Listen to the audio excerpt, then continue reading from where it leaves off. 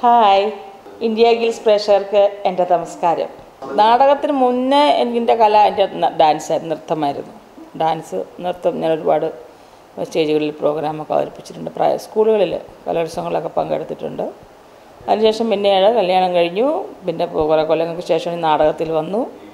നാടകത്തിലൂടെയാണ് ഞാൻ പ്രൊഫഷണൽ നാടകം എന്ന് പറഞ്ഞാൽ പൂഞ്ഞാർ നവതാര, ഹസ്ബൻഡ് സമിതി, ഏറ്റുമാനൂർ സുരപ്പില, അങ്കമാലി പൂജ. ഇത് കൊള്ളാലോ.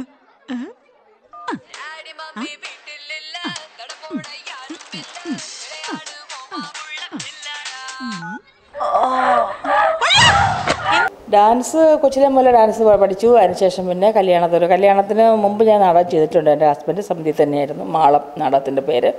ഹസ്ബൻഡ് ഒരു കലാകാരനായതുകൊണ്ടും ബിസിനസ്സും ഒക്കെ ഉള്ളതുകൊണ്ടും എനിക്ക് പിന്നെ പിള്ളേരൊക്കെ ആയപ്പോൾ ഞാൻ പിന്നെ അതിലോട്ട് അങ്ങ് ഒതുക്കി കൂടി. പിന്നീട് ഒരു 13 വർഷങ്ങൾക്ക് ശേഷമാണ് ഞാൻ വീണ്ടും നാടകത്തിൽ വരുന്നത്. അവിടെ നിന്നാണ് ഇപ്പോൾ ഈ വന്ന 3 വർഷം അടുപ്പിച്ച് ഞാൻ നാടകം ചെയ്ത കാര്യം നിങ്ങളുടെ അടുത്ത് ഞാൻ പറഞ്ഞത്. ആ ഇതിഹാസ കാവ്യത്തിനകത്ത് നാടകം കളിച്ചുകൊണ്ട സമയത്താണ് അടുത്ത ഓഫർ എനിക്ക് വരികയും. പക്ഷേ ഓഫറുകൾ നേരത്തെയും വരുന്നുണ്ട്. പക്ഷേ ഇവിടെ എൻ്റെ അടുത്ത് ആരും പറയാറില്ല. ഹസ്ബൻഡും അല്ല അവരൊന്നും എൻ്റെ അടുത്ത് പറയില്ല. പുള്ളി അഭിനയിക്കുന്നില്ല എന്ന് അവരുടെ അടുത്ത് പറഞ്ഞുകൊണ്ടിരുന്നത്. അപ്പോൾ നാടകത്തിൽ വന്നപ്പോൾ എൻ്റെ പേര് എന്നോട് ചെയ്തപ്പോഴത്തേക്കും ഇൻ്റർവ്യൂവിന് ശേഷം പ്രൊഡ്യൂസർ ബാബുവേട്ടൻ ഒരു കൊച്ചിക്കാരനാണ്, പിന്നെ പൊന്നമ്മ ബാബുവിനൊന്ന് കാണണമെന്ന് പറഞ്ഞു. അപ്പം ഞാൻ ഇൻ്റർവ്യൂവിന് ശേഷം ഞാനൊരു രാജകുമാരിയാണ്. അപ്പോൾ ഭയങ്കര മേക്കപ്പാണ്, കിരീടമൊക്കെ വെച്ച്. ഇത്ര വണ്ണമൊന്നുമില്ല കേട്ടോ, കിരീടമൊക്കെ വെച്ച്. പിന്നെ ഒരു നൃത്തമുണ്ട്. അപ്പം അങ്ങനെ ഹെവി മേക്കപ്പാണ്. അപ്പോൾ ഞാൻ ചിലർ പറഞ്ഞു, അയ്യോ എനിക്ക് തീർന്നിട്ട് സംസാരിക്കാമെന്ന് പറഞ്ഞു. ശരി നാടകം ഞങ്ങൾ കണ്ടുകൊണ്ടിരിക്കുക, സൂപ്പറാണെന്ന് പറഞ്ഞു. ഞാൻ പറഞ്ഞു താങ്ക്സ് എന്ന് പറഞ്ഞു. അപ്പോൾ അങ്ങനെ നാടകം മൊത്തം കഴിഞ്ഞു. എന്നെ വന്ന് കണ്ടു. പറഞ്ഞു ഞാൻ പ്രൊഡ്യൂസറാണ്, ഞാനൊരു പടം ചെയ്യുകയാണ്, നിങ്ങളെ ഞാൻ സിനിമയിലോട്ടാണ് വിളിക്കാൻ വേണ്ടി വന്നതെന്ന് പറഞ്ഞു. അപ്പോൾ ഞാൻ അയ്യോ സോറി, എനിക്ക് വരാൻ സാധിക്കില്ല. കാരണം ഹസ്ബൻഡ് സമിതി ആണെങ്കിൽ പോലും ഞങ്ങളെ കൊണ്ട് എല്ലാം എഗ്രിമെൻ്റ് വെപ്പിച്ചായിരുന്നു. ഓരോ വർഷം നമുക്ക് നാടക സമിതിയിൽ എഗ്രിമെൻ്റ് ഉണ്ട്. ഈ സമിതിയിൽ നിന്ന് വേറെ സമിതി നമുക്ക് കളിക്കാൻ പോകാൻ പറ്റത്തില്ല. അപ്പോൾ ഞാൻ പറഞ്ഞു ഇങ്ങനെ വരാൻ പറ്റത്തില്ല. അപ്പോൾ അയാൾ പറഞ്ഞ് ഇനി സിനിമയിൽ അഭിനയിക്കണമെന്ന് തോന്നുന്ന സമയത്താണ് എൻ്റെ നമ്പർ, അന്ന് മൊബൈൽ നമ്പരൊന്നും അന്നൊക്കെ മൊബൈലൊന്നുമില്ല, ലാൻഡ് നമ്പർ എനിക്ക് എഴുതി തന്നു എൻ്റെ കയ്യിൽ. ഞാനത് ഭദ്രമായി സൂക്ഷിച്ചു വെച്ചു. നാടകം സീസൺ തീരാറായപ്പോഴത്തേക്കും ഹസ്ബൻഡും പറഞ്ഞു എന്നാൽ നീ ഒന്ന് സിനിമ വേണമെങ്കിൽ ഒന്ന് ട്രൈ ചെയ്തു എന്ന് പറഞ്ഞു എൻ്റെ അടുത്ത്. അപ്പം അങ്ങനെയാണ് ഞാൻ ആ സീസൺ തീരുന്ന സമയത്ത് എന്നാൽ സിനിമ ചെയ്തേക്കാമെന്ന് വിചാരിച്ചിട്ട് അങ്ങനെ ഞാൻ ഈ ആളെ കോണ്ടാക്ട് ചെയ്തു, ബാബു എന്ന് പറഞ്ഞ ആളെ. അപ്പോൾ പറഞ്ഞു അയ്യോ നിങ്ങൾ വിളിച്ച കറക്റ്റ് സമയമായിട്ട്, ഞാനിപ്പോൾ അടുത്ത പടത്തിന് ചർച്ചയിലിരിക്കുക, അടുത്ത മാസം പടം തുടങ്ങുക. പടനായകൻ എന്നാണ് സിനിമയുടെ പേര്. ദിലീപും കുട്ടേട്ടനും ആണ് കുട്ടേട്ടൻ ഞങ്ങൾ പറയുന്നത് വിജയരാഘവൻ ചേട്ടനെയാണ്. വിജയരാഘവനാണ് ഹീറോ. ചിപ്പിയും മീരയുമാണ് 2 നായകന്മാരാണ്. ഞാൻ അതിനകത്ത് മീരയുടെ അമ്മയായിട്ടായിരുന്നു. രാജേട്ടനായിരുന്നു, രാജൻ ബി ദേവിൻ്റെ ഭാര്യയെന്നൊക്കെ പറഞ്ഞു. അപ്പോൾ രാജൻ ബി ദേവ് കേട്ടപ്പോൾ തന്നെ എനിക്ക് ഭയങ്കര സന്തോഷമായി. എന്താണെന്ന് വെച്ചാൽ രാജൻ ബി ദേവ് ഞാൻ നാടകം കളിക്കുന്ന കാലഘട്ടത്തിൽ അതിന് മുമ്പേ രാജേട്ടൻ ഈ കാട്ടുകുതിരയെല്ലാം കളിച്ച് തിളങ്ങി നിൽക്കുന്ന സമയമാണ്. അപ്പം ഇങ്ങനെ രാജൻ ബി ദേവ് എന്ന് പറഞ്ഞാൽ അന്ന് നല്ലൊരു പ്രൗഢി, അന്നും ഇന്നും അതിൽ അങ്ങേര് മരിക്കും വരെ അങ്ങേര് പ്രൗഢി അങ്ങേര് കളഞ്ഞിട്ടില്ല. പക്ഷെ എങ്കിൽ പോലും രാജേട്ടൻ്റെ വൈഫായിട്ട് ഞാൻ ആ പടത്തിൽ എനിക്ക് അഭിനയിച്ചു. പക്ഷേ ആ പടം അത്ര പടം പക്ഷെ ഹിറ്റ് പടമായിരുന്നു. കൊച്ചു പടമായാലും നിസാർ സാറാണ് ഡയറക്ടർ. പിന്നെ എനിക്കൊരു ടേണായി വരുന്നതെന്ന് ചോദിച്ചു കഴിഞ്ഞാൽ ഞാൻ സിബി മലയിൻ്റെ കളിവീടെന്ന് പറഞ്ഞ പടം ഞാൻ അഭിനയിക്കാൻ പോയി. അപ്പോൾ എന്നെ വിളിച്ചപ്പോൾ സൊസൈറ്റി ലേഡിയാണ് ക്യാരക്ടർ എന്ന് പറഞ്ഞു, പ്രശ്നം കൺട്രോളർ. അപ്പോൾ അങ്ങനെ ഞാൻ ആ പടം അഭിനയിക്കാൻ പോയപ്പോൾ സിബി സാറ് എന്നോട് ചോദിച്ചു നാടകത്തിൽ നിന്നാണല്ലേ? ഞാൻ പറഞ്ഞു ആ സാറ്. ഓക്കെ ഇതിൻ്റെ ഞാൻ പറഞ്ഞു ഞാൻ അപ്പോൾ അങ്ങനെ അതിനകത്ത് അഭിനയിച്ചപ്പോൾ സാറ് പറഞ്ഞു ഞാൻ ലോഹിയുടെ അടുത്ത് നിങ്ങളുടെ കാര്യം പറയാം. ലോഹി പുതുമുഖങ്ങളെ ഇങ്ങനെ ഒത്തിരി കൊണ്ടുവരുന്ന ആളാണ്. എന്തായാലും ഞാൻ പൊന്നമ്മ ബാബുവിൻ്റെ കാര്യം ലോഹിയുടെ അടുത്ത് പറയാമെന്ന് പറഞ്ഞു. ഞാൻ പറഞ്ഞു ആ സാറങ്ങനെ പറഞ്ഞെങ്കിൽ ഞാൻ ഒരിക്കലും പ്രതീക്ഷിച്ചില്ല സാറ് പറയുന്നൊന്നും. കളിവീട് കഴിഞ്ഞു, ഞാൻ പോന്നു. അതിനുശേഷം ആ പടങ്ങളൊക്കെ ഇറങ്ങി.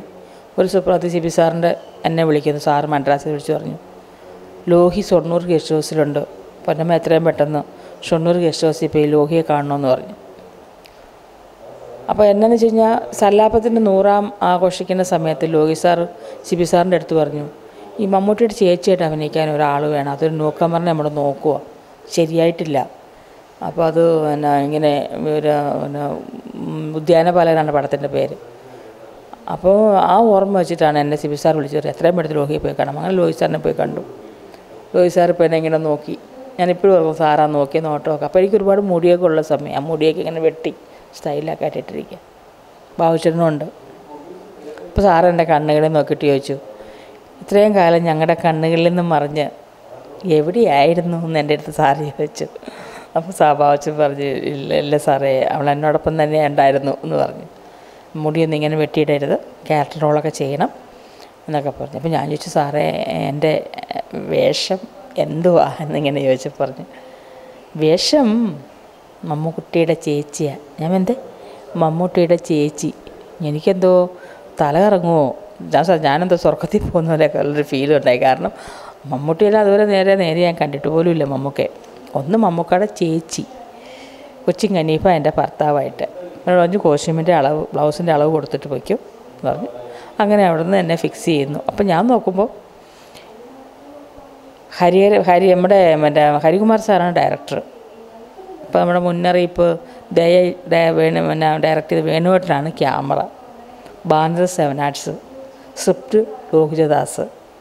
അങ്ങനെ 7 ആർട്സ് നമ്മുടെ മോഹൻ ചേട്ടനാണ് പ്രൊഡക്ഷൻ കൺട്രോളർ. അപ്പോൾ അങ്ങനെ എല്ലാം ഒത്തൊരു ക്രൂ വന്ന ഒരു പടമായിരുന്നു ധ്യാനപാലകൻ. അതിനകത്ത് മമ്മൂട്ടിയുടെ ചേച്ചിയായിട്ട് അഭിനയിക്കാൻ പോയി ഞാൻ. അതാണ് എനിക്ക് മലയാള സിനിമയിൽ ബ്രേക്ക് കിട്ടിയ പടം.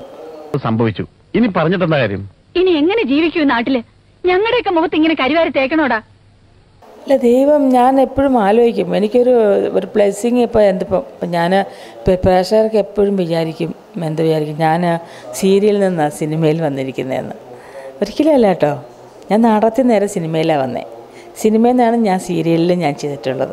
സീരിയലും എനിക്ക് ഒരുപാട് നല്ല ഹിറ്റ് സീരിയൽസിന് ഭാഗമാകാൻ പറ്റിയിട്ടുണ്ട്. മെയിൻ ക്യാരക്ടറായിട്ട് അഭിനയിക്കാൻ പറ്റിയിട്ടുണ്ട്. ഇപ്പോൾ കുറച്ച് മാറി നിൽക്കുന്നത് സീരിയലിനോട് ഇഷ്ടമില്ലാഞ്ഞിട്ടല്ല.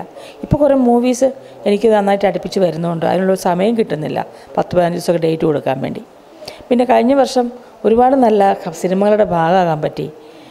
നല്ല കുറേ കഥാപാത്രങ്ങൾ. ഇപ്പോൾ എനിക്ക് എന്നെ സംബന്ധിക്കുമ്പോൾ ഞാൻ നിങ്ങളുടെ അടുത്ത് പറയുന്ന പോലെ എനിക്ക് അമ്മ വേഷങ്ങളിലൂടെ ഞാൻ മലയാള സിനിമയിൽ വരുന്നത്. അമ്മ വേഷങ്ങൾ എന്ന് പറയുന്ന എനിക്ക് ഇപ്പോൾ ജോഷി സാറിൻ്റെ വാഴുന്നവരായാലും സിബി സാറിൻ്റെ തന്നെ നീ വരുവോളം, സത്യത്തിൻ്റെ ഇലക്ട്രിക്കലുടെ അച്ഛൻ ലോഹിദാസിൻ്റെ നീ വരുവോളും, MD ഹരിഹരൻ്റെ എൻ്റെ സ്വന്തം ജാനകിക്കുട്ടി, ഇതെല്ലാം അമ്മ റോളുകളായിരുന്നു. സ്പർശം, ഒരുപാട് അമ്മ റോൾ ഞാൻ ചെയ്തിട്ടുണ്ട്. അതിനുശേഷമാണ് ഒരു ഹ്യൂമർ ട്രാക്കിലോട്ട് ഞാൻ എന്നെ വിനയാക്കിയത്. സത്യം പറഞ്ഞ മലയാള സിനിമയിൽ എനിക്കൊരു ഓപ്പർച്യൂണിറ്റി തന്നത് നമ്മുടെ മറ്റാരുമല്ല, ബഹുമാന്യനായ VM വിനു സാറാണ്. അത് പറയാൻ കാര്യം, അന്ന് ആ സമയത്ത് സീരിയലിൽ ഞാൻ 2 വേഷം ചെയ്യുന്നുണ്ടായിരുന്നു. അന്ന് ഞാൻ വരുമ്പം മീഡിയ ദൂരദർശൻ മാത്രമേ ഉള്ളൂ, വേറെ ഒരു ചാനലും ഇല്ല, സീരിയലില്ല, ഒന്നുമില്ല. അപ്പം ഒരു ഇങ്ങനൊരു മഹാസംഭവമായി ഏഷ്യാനെറ്റ് ഒരു സീരിയൽ തുടങ്ങുന്നു, മഹാസംഭവം എന്നൊക്കെ പറഞ്ഞ് എന്നെ വിളിച്ചു. അപ്പോൾ ഞാൻ പറയും, എനിക്ക് സീരിയൽ അഭിനയിക്കാൻ താല്പര്യമില്ല. നല്ല സീരിയലാണ്, എന്നെ അമ്മ വേഷത്തിനാണ് വിളിക്കുന്നത്. അപ്പോൾ ഞാൻ പറയും, എനിക്ക് ഒട്ടും താല്പര്യമില്ല സീരിയൽ അഭിനയിക്കാൻ. അതുപോലെ അന്നപ്പോൾ ഞാൻ എഴുപണ്ണത്തരകൻ, ചന്താമാമ, അങ്ങനെ 3-4 പടത്തിൽ ഞാൻ ബിസി ആയിട്ട് നിൽക്കുന്ന സമയത്ത് എന്നെ വിളിക്കുന്നത്. പക്ഷേ ആ സീരിയൽ കയറി ഞാൻ കത്തി, എൻ്റെ വേഷം വേറെ ആൾ ചെയ്തു. അതിനുശേഷം പിന്നീട് 100ാമത്തെ എപ്പിസോഡിൽ വന്നു. 100ാമത്തെ എപ്പിസോഡിൽ വീണ്ടും സാറെന്നെ വിളിക്കുന്നു. അപ്പോൾ നമ്മൾ ഇങ്ങനൊരു വേഷമുണ്ട്, ചെയ്യാമോ? അപ്പോൾ ഞാൻ ചെയ്യാം. എനിക്ക് സന്തോഷമായി, വിളിച്ചല്ലോ. വിളിച്ചു പറഞ്ഞ ഒരു വേലക്കാരത്തിൻ്റെ വേഷമാണ്. അപ്പോൾ ഞാൻ ഞെട്ടിപ്പോയി. സാറ്, ഞാൻ വേലക്കാരത്തിയായിട്ട് ചെയ്താൽ അത് കുഴപ്പമില്ല, പൊന്നമ്മ. അങ്ങനെ ആ സീരിയൽ ചെയ്യും. പക്ഷെ അതിനകത്തൊരു പ്രത്യേകത ചോദിച്ചാൽ, ഫസ്റ്റ് ഞാൻ കോമഡി ചെയ്യുന്നതാണ് ഒരു സീരിയലിൽ. അതിനുശേഷം ഞാൻ സിനിമകൾ ചെയ്യുന്നത് ഈ അപ്പുറം ഇപ്പുറം നിന്ന് ഈ കുത്തിത്തിരിപ്പുണ്ടാക്കുന്ന ക്യാരക്ടറാണ്. നീ അങ്ങനെ പറയാൻ പാടില്ല, നീ ഒരു കാണിച്ച് അങ്ങനെ പറയാൻ പാടില്ല, അങ്ങനെ 2 അടുത്തൊന്ന് ഈ മുട്ടനാട് ചോര കുടിക്കുന്ന ഒരു ക്യാരക്ടറാണ്. അങ്ങനത്തെ അത് ഹ്യൂമറിലൂടെ വർക്കൗട്ടാക്കി. 9 മണിക്ക് സമയം എന്ന സീരിയലിനകത്ത് നല്ല നായർ തറവാടിയായ പാവൊരമ്മ, മോളെ എന്താ മോളെ നീ ഇങ്ങനെയൊക്കെ ചെയ്യുന്നത്, അങ്ങനൊന്നും പറയല്ലേ മോളെ എന്ന് പറയുന്ന ഒരു പാവൊരമ്മയമ്മ. അങ്ങനെ അപ്പോൾ എനിക്ക് ഈ 2 റേഞ്ച് എനിക്ക് സീരിയലിൽ ഉണ്ടായിരുന്നു. അതെനിക്ക് ഭയങ്കര ലക്കായിരുന്നു. അത് കണ്ടിട്ടാണ് VM വിനു സാർ, ഞാൻ ആ സീരിയൽ പറയാൻ കാര്യം, ഞാൻ കോമഡി ചെയ്ത കാര്യം നിങ്ങളുടെ അടുത്ത് പറഞ്ഞതാണ്. അങ്ങനെ കണ്ടാണ് VM വിനു സാർ എന്നെ ഹ്യൂമർ ചെയ്യാൻ കൺമിഷി എന്ന പടത്തിൽ അമ്പിളിച്ചേട്ടൻ്റെ ഭാര്യയായിട്ട് ഞാൻ ആ സിനിമയിൽ അഭിനയിക്കുന്നത്. ഈ സ്ത്രീയെ നിന്റെ കാര്യമല്ലേ ഞാൻ പറഞ്ഞു, ഞാൻ വാദിക്കാൻ പോകുന്ന കേസിന്റെ കേസ്. അതിനുശേഷം തന്നെ VM വിനുവിൻ്റെ തന്നെ മയിലാട്ടം. അതിനുശേഷം അങ്ങനെ ഇപ്പോൾ ഹ്യൂമറിലോട്ട് വന്നു. പിന്നെ വിനയൻ സാറിൻ്റെ അത്ഭുത ദ്വീപ്, അങ്ങനെ കുറേ പടം ഞാനും അമ്പിളിച്ചേട്ടനും കുറേ പടങ്ങൾ. ഇന്ന് അമ്പിളിച്ചേട്ടനെ പറ്റി പറയുമ്പോൾ, ഇന്ന് അമ്പിളിച്ചേട്ടൻ അമ്പിളിച്ചേട്ടൻ ജീവിച്ചിരിപ്പുണ്ട്. പക്ഷേ അമ്പിളിച്ചേട്ടന് തിരിച്ച് പറഞ്ഞതെന്ന് നമുക്ക് പ്രാർത്ഥിക്കാം. കാരണം അമ്പിളിച്ചേട്ടനെ പറ്റി പറയുമ്പോൾ എനിക്ക് അമ്പിളിച്ചേട്ടനെ പറ്റി 2 വാക്ക് പറയാതിരിക്കാൻ പറ്റത്തില്ല. അമ്പിളിച്ചേട്ടന് ഞാനും അമ്പിളിച്ചേട്ടനൊക്കെ അഭിനയിക്കുന്ന എനിക്ക് കിട്ടിയ നിമിഷങ്ങളൊക്കെ ഞാനതെൻ്റെ ഒരു എന്താ പറയുക നിധി പോലെ എൻ്റെ മനസ്സിൽ ഞാൻ സൂക്ഷിക്കുക. ഞങ്ങൾ തമ്മിലുള്ള ലാസ്റ്റ് അഭിനയിച്ച മേരിക്കൊണ്ടൊരു കുഞ്ഞാട് എന്ന പടമായിരുന്നു ലാസ്റ്റ് ഞങ്ങൾ ജോഡിയായിട്ട് അഭിനയിച്ചത്. ആ പടം വരെ അമ്പിളിച്ചേട്ടൻ എന്നോട് അഭിനയിക്കുക എന്നെ ഭയങ്കര ഇഷ്ടമായിരുന്നു. പക്ഷേ ഞാൻ അമ്പിളിച്ചേട്ടനും പറയുന്നതിനേക്കാൾ മേളിൽ അഭിനയിക്കുന്നുണ്ടാവാം. അമ്പിളിച്ചേട്ടൻ ഓരോ സീൻസ് കഴിയുമ്പോൾ എന്നെ അമ്പിളിച്ചേട്ടൻ അപ്രിഷ്യേറ്റ് ചെയ്തിട്ടുണ്ട്. അമ്പിളിച്ചേട്ടൻ ശരിയായില്ലെങ്കിൽ വഴക്കും പറയാറുണ്ട്. അങ്ങനെയല്ല, ടൈമിങ് അവിടെയല്ല, കറക്റ്റായിട്ട് പറയാം. അതിപ്പോൾ ആരായാലും പറയുമല്ലോ. അപ്പോൾ അമ്പിളിച്ചേട്ടൻ ഞാൻ ഓർക്കുന്നു. അമ്പിളിച്ചേട്ടൻ എത്രയും പെട്ടെന്ന് സുഖം പ്രാപിച്ച് ശക്തമായ മലയാള സിനിമയിൽ തിരിച്ചു വരട്ടെ. അതോടൊപ്പം തന്നെ കഴിഞ്ഞുപോയ ഈ കാലങ്ങളിൽ രാജേട്ടനില്ല. എൻ്റെ ഫസ്റ്റ് പടത്തിൽ എന്നോട് എപ്പോഴും ചോദിക്കടി നിൻ്റെ ഹീറോ ഞാനല്ലേ? സത്യമാണ്, രാജേട്ടനാണ് എൻ്റെ ഫസ്റ്റ് ഹീറോ. രാജേട്ടനില്ല. മുരളിച്ചേട്ടനോടൊപ്പം ഞാൻ അഭിനയിച്ച സ്പർശം മനോജ് കേജൻ്റെ അമ്മയായിട്ട് നല്ല ക്യാരക്ടറായിരുന്നു. അപ്പോൾ അത് മുരളിച്ചേട്ടനില്ല. തിലകൻ ചേട്ടനില്ല, സിദ്ധാർത്ഥ തിലകൻ ചേട്ടൻ. കൊച്ചിൻ കനീഫ എത്രയോ പടങ്ങൾ ഞാനും കൊച്ചിൻ കനീഫ എനിക്ക് ബ്രേക്ക് കിട്ടി ഒത്തുകാരം പറയലിൽ കൊച്ചിൻ കനീഫയായിരുന്നു എൻ്റെ ഭർത്താവായിട്ട്. അങ്ങനെ കഴിഞ്ഞു പോയ ഒരുപാട് ആൾക്കാർ, മച്ചാൻ മറീസ്, അങ്ങനെ പല ഫിലോമിന ചേച്ചി, അങ്ങനെയാണ് ഞാൻ എല്ലാവരും ഓർക്കുക ഈ സമയങ്ങളിൽ. ഈ സമയങ്ങളിൽ എനിക്ക് ഓർക്കാൻ പറ്റുക. അപ്പം ഞാൻ അവരെല്ലാം എൻ്റെ ഈ ഇൻ്റർവ്യൂവിൽ ഞാൻ അവരെയൊക്കെ ഞാൻ ഓർക്കുന്നു, സ്മരിക്കുന്നു. പിന്നെ അങ്ങനെയാണ് ഞാൻ പറഞ്ഞു വന്ന ഈ കോമഡിയിൽ ഇങ്ങനെ വന്ന് പിന്നെ ആ ട്രാക്ക് തിരിഞ്ഞ് വന്നപ്പോൾ ഇച്ചിരി ആ ഒരു അത്ഭുതമൊക്കെ കഴിഞ്ഞ് പിന്നെ ഏറ്റവും വലിയൊരു മഹാ ഹിറ്റിലോട്ട് പോയ ഒരു സിനിമയായിരുന്നു മേരിക്കൊണ്ടൊരു കുഞ്ഞാട്. 163 ദിവസം ഓടിയ പടം. എന്റെ അമ്മച്ചി ഇങ്ങനെ കിടന്ന് തൊള്ള കീറാതെ പോയത് പോയി. പണ്ടത്തെ സിനിമ ഇപ്പോഴത്തെ സിനിമ എന്ന് പറഞ്ഞാൽ പണ്ടത്തെ സിനിമകളിൽ ക്യാരവനില്ലായിരുന്നു. ഇപ്പോഴത്തെ സിനിമകളിലാണ് ക്യാരവനൊക്കെ വന്നത്. ക്യാരവൻ വന്നപ്പോഴത്തേക്കും ഓരോരുത്തർ അങ്ങോട്ട് ഉള്ളിലോട്ടായിപ്പോയി. മറ്റു കുറേ പേര് ഇവിടെ ആയിപ്പോയി. അന്നതില്ല. അന്ന് മമ്മൂക്ക വരെ ലാലേട്ടൻ വരെ അഭിനയിച്ചു കഴിഞ്ഞാൽ ഞങ്ങളെല്ലാം ചോദിച്ചിരിക്കും.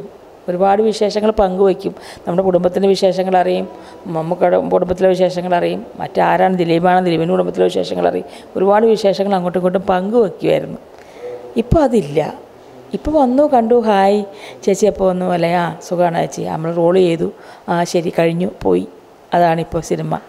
നമുക്കൊന്നും ചർച്ച ചെയ്യപ്പെടാനോ ഞങ്ങൾക്ക് അഥവാ ചർച്ച ചെയ്യപ്പെടുന്നതിന് വല്ലപ്പോഴും ഞങ്ങളുടെ അമ്മയുടെ ജനറൽ ബോഡി മീറ്റിങ്ങിലാണ് ഞങ്ങൾ മൊത്തം എല്ലാവരും ഒന്ന് കാണുകയും ഒരു 5 നിമിഷം 10 നിമിഷമൊക്കെ അത് എത്ര പേരെ നമ്മൾ എത്തിപ്പിടിക്കണം, 350 പേരില്ലേ, അങ്ങനെയൊക്കെ കിട്ടുക. പണ്ടത്തെ സെറ്റ് എന്ന് പറഞ്ഞാൽ അതിലൊക്കെ അന്നത്തെ കാലഘട്ടത്തിൽ വരാൻ പറ്റിയത് തന്നെ അഭിമാനമായിട്ട് കാണുന്ന ആളാണ് ഞാൻ. കാരണം ഇതൊന്നും ഇല്ലാത്ത സമയങ്ങളിലാണ് ഞാനൊക്കെ സിനിമയിൽ വരുന്നത്. ഈ പറഞ്ഞ ചാനലുകളോ ഒന്നുമില്ല, ഒന്നോ പത്രവും മാഗസിൻസും ഒക്കെ ഉള്ളൂ, 1-2 മാഗസിൻസ് മാത്രമേ ഉള്ളൂ ഞാനൊക്കെ സിനിമയിൽ വരുമ്പോൾ. ഇപ്പോഴും വരുന്ന പ്രതിഭകൾക്ക് കഴിവ് തെളിയിക്കാൻ എന്തൊക്കെ അവസരങ്ങളാണ് ടി വിയിൽ,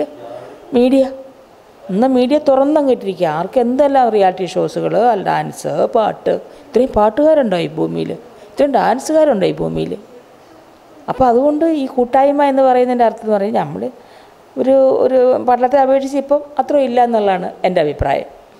ഇപ്പോൾ ഞാൻ ചെയ്ത പടം ഇപ്പോൾ ജോഷി സാറിൻ്റെ 14ാമത്തെ പടം ഞാൻ അവതാരം ചെയ്യുന്നത്. ഞാൻ ഇന്നൊരു അങ്ങനത്തെ ക്യാരക്ടർ ചെയ്തിട്ടുള്ള ബോർഡായിട്ട് ക്യാരക്ടർ അവതാരം MD. ഇന്നിപ്പോൾ എല്ലാവരും ഭാഗ്യം ഇന്ന് വിചാരിക്കുന്നുണ്ട്, അയ്യോ MD ഹരിഹരൻ്റെ പടം, MD സാറിന് 2 പടം ഞാൻ ചെയ്തു. ലോഹിദാസ് ഇന്നും പലരും ഇല്ലല്ലോ, ഇത് ലോഹിദാസ് സാറിൻ്റെ 3-4 പടം ഞാൻ ചെയ്തു. അപ്പോൾ അങ്ങനെ ഇപ്പോൾ സിബിമലയിൽ, സത്യനന്ദിക്കാട്, കമൽ സാർ, ഇപ്പോൾ ഇങ്ങനെ അറ്റം എനിക്ക് ലാൽ ജോസിൻ്റെ പടം ചെയ്യുന്നത് ഭയങ്കര ആഗ്രഹിച്ചാൽ ലാൽ ജോസിന് 2 പടം അടുപ്പിച്ച് ഞാൻ ചെയ്തു കഴിഞ്ഞ വർഷം, പുള്ളിയും മാട്ടുംകുട്ടി. അപ്പോൾ അതുകൊണ്ട് അമ്മ വേഷങ്ങൾ ഇല്ല, അമ്മയില്ല, കാര്യസ്ഥനില്ല, വേലക്കാരത്തിയില്ല, അല്ലെങ്കിൽ അമ്മൂമ്മ ക്യാരക്ടറുകൾ വളരെ വിരളം. ചില പടങ്ങളിൽ മാത്രമേ ഉള്ളൂ അമ്മ.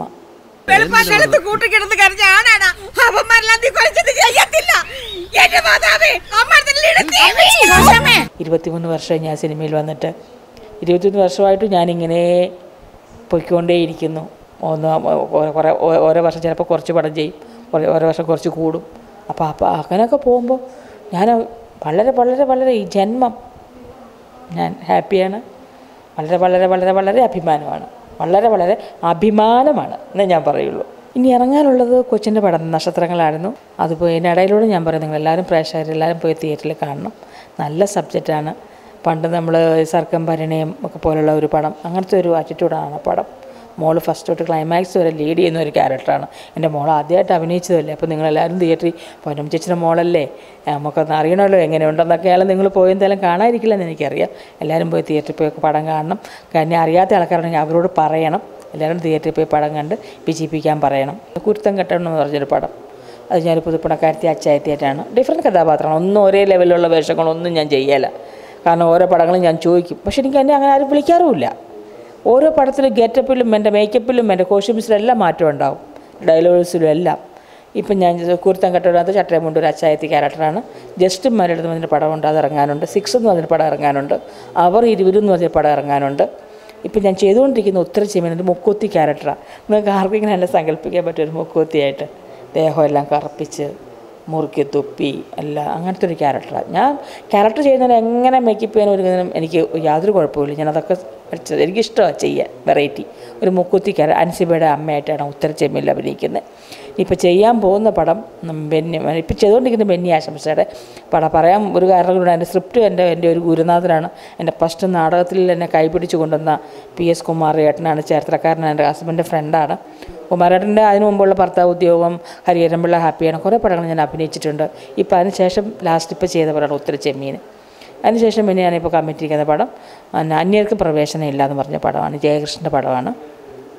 അതുപോലെ തന്നെ പിന്നെ കസിൻസ് വൈശാഖിൻ്റെ പടം, അതിൽ ഞാൻ ജോജോമാലയുടെയും സുരാജിൻ്റെ അമ്മയായിട്ടാണ് ആ പടം. പിന്നെ ഇപ്പോൾ ഇന്നും ഞാൻ ഒരു പടം ഞാൻ കമ്മിറ്റായത് എന്തൊരു ഭാഗ്യം. ഉണ്ണിമൂന്നനാണ് നായിക ഒരു തമിഴ് കുട്ടിയാണ്.